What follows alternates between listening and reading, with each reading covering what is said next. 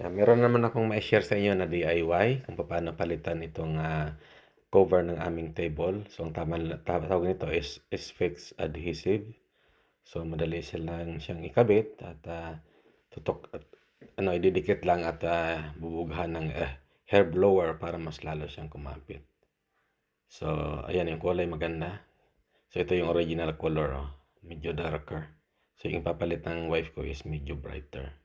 So please like, share, and subscribe sa aking YouTube channel para lagi kayong updated sa aking mga video na pinopost. Dahil po sa bawat subscribe nyo, kayo po ay nakatulong sa aking layunin na makatulong sa kapwa. Dahil po ang aking channel is for charity. So ayan po, may pakita ko sa inyo kung paano ginagawa ng aking wife yung cover ng aming table.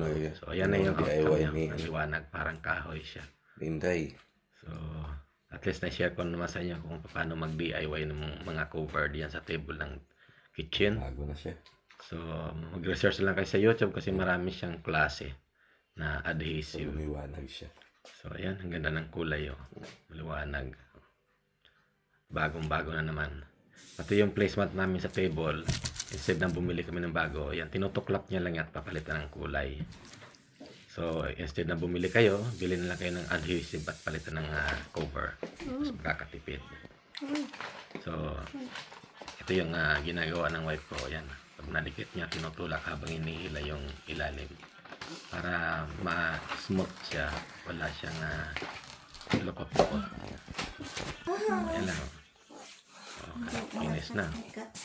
So at least nakapag-share naman ako sa inyo ng DIY. So instead na mapamahal kayo sa kakabili ng inyong placemat o kaya yung cover niya sa kitchen, bibili na lang kayo ng isang rolyo. So, tama lang na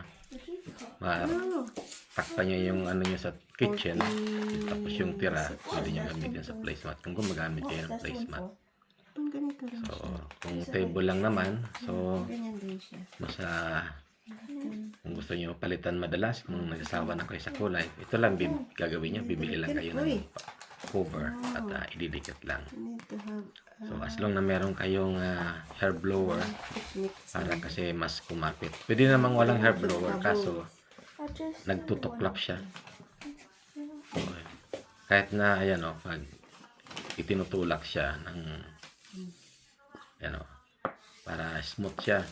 So pag hindi mo siya binugahan ng hair blower kasi mainit yung hair blower, hindi siya masyadong kumakapit doon sa sa pinaglalagyan. Nagtutuklap yung mga gilid. So yung dikit umaangat. So kailangan bubugahan nyo.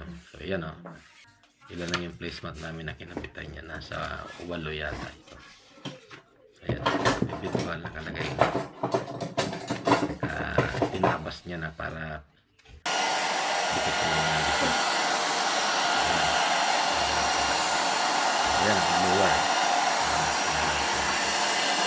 At least nakapag-share naman ako sa inyo ng simpleng DIY.